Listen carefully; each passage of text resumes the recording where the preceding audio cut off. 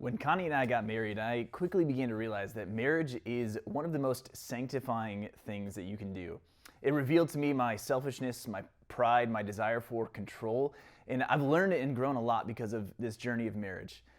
And then we had kids, and I realized that having kids is even more sanctifying than marriage. Having kids revealed my quick to anger self, my easily frustrated self, my impatient self. I'm still on the journey of sanctification there for sure, and I know that I have a lot of work to do. And honestly, kids are tricky, aren't they? We love them so deeply, and yet they frustrate us so much. We're so thankful for them, and yet they seem specially designed to push many of our buttons. This is what we're going to talk about today on Fridays Are for Families.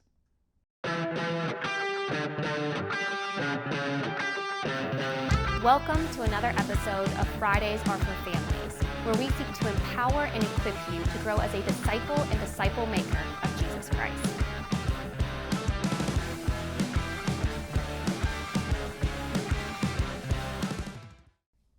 My daughters couldn't be more different. At the time of this video, I have a 5-year-old and a 2-year-old, and both of them are tricky in their own ways. Both of them push our buttons in unique ways.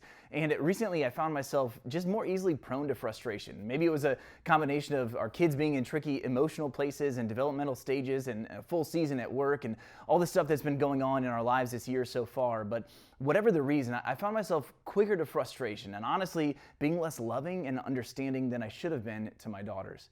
Now, don't worry, I have repented and asked for their forgiveness, and we're good now. But it was simply a challenging time. There was something that happened, and it was reading these words from a book called Don't Mom Alone that caused this realization and repentance in my heart.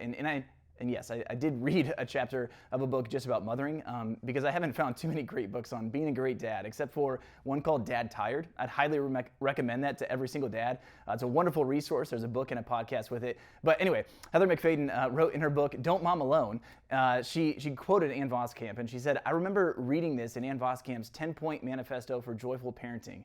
And she said, today, the moment when I am most repelled by a child's behavior, that is my sign to draw the very closest to that child. Part of drawing close was choosing to see that child how God sees him. And for me, that was transformative. Now, I try to remember that. When I want to push away, when I want to respond in anger or frustration, to be impatient, I try to see my daughters the way that God sees them, to draw close to them, to get on their level, to hug them tightly, to speak calmly, and to engage with their hearts, not their behavior. It's not easy, but it's a journey that we're on trying to figure out. So thank you for joining us for this week's Fridays Are for Families episodes. If you have any specific requests for information that you'd like to hear about, we invite you to share them with us, either commenting on this video on YouTube or Facebook or emailing us at family@lifeatpathway.com. We're thankful to be on this journey along with you, and we look forward to seeing you next week as we continue our series, Fridays Are for Families.